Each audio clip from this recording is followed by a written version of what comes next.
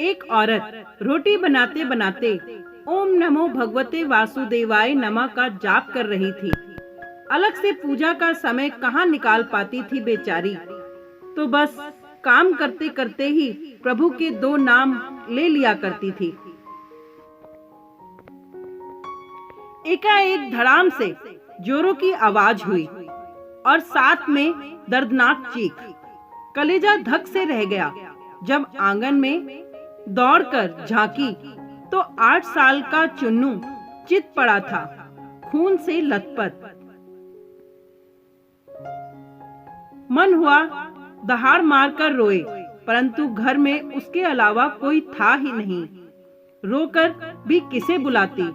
फिर चुन्नू को संभालना भी तो था। दौड़कर नीचे गई तो देखा चुन्नू आधी बेहोशी में माँ माँ की रट लगाए हुए है। अंदर की ममता ने आंखों से निकलकर अपनी मौजूदगी का एहसास करवाया।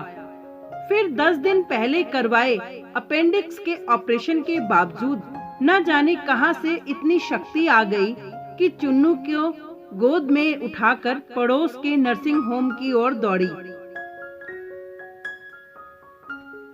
रास्ते भर भगवान को जी भर कर कोसती रही, बड़बड़ाती रही, हे कन्हैया, क्या बिगाड़ा था मैंने तुम्हारा जो मेरे ही बच्चे को।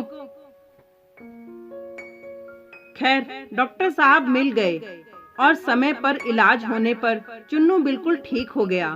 चोटें गहरी नहीं थी, ऊपरी थी, तो कोई खास परेशानी नहीं हुई।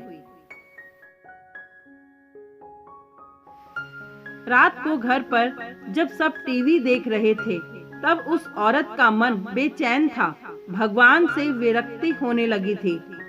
एक माँ की ममता प्रभुसत्ता को चुनौती दे रही थी। उसके दिमाग में दिन की सारी घटना चलचित्र की तरह चलने लगी। कैसे चुन्नू आंगन में गिरा कि एकाएक उसकी आत्मा सिहर उठी। कल ही तो पुराने चापाकल का पाइप का टुकड़ा आंगन से हटवाया है, ठीक उसी जगह था जहां चिंटू गिरा था। अगर कल मिस्त्री न आया होता तो उसका हाथ अब अपने पेट की तरफ गया जहां टांके अभी हरे ही थे ऑपरेशन के। आश्चर्य हुआ कि उसने 20-22 किलो के चुन्नू को उठाया कैसे वो आधा किलोमीटर तक दौड़ती चली गई। फूल सा हल्का लग रहा था चुन्नू।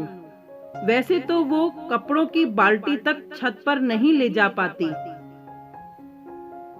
फिर उसे ख्याल आया कि डॉक्टर साहब तो 2 बजे तक ही रहते हैं और जब वो पहुंची तो 3:30 बज रहे थे। उसके जाते ही तुरंत इलाज हुआ, मानो किसी ने उन्हें रोक रखा था।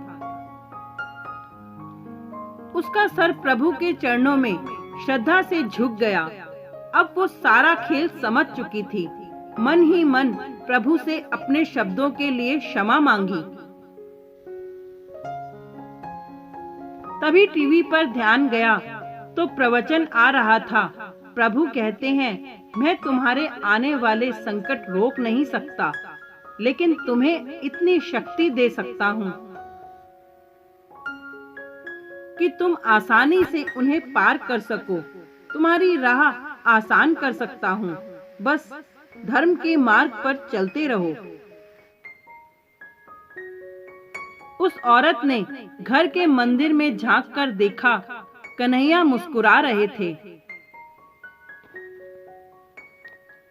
मेरे कान्हा, तेरी आंखों में क्या खूब नूर होता है। तेरी नजरों से कहां कोई दूर होता है। एक बार जो रख दे कदम तेरी चौखट पर, वो बार बार आने को मजबूर होता है। जय श्री कृष्णा। राधे राधे।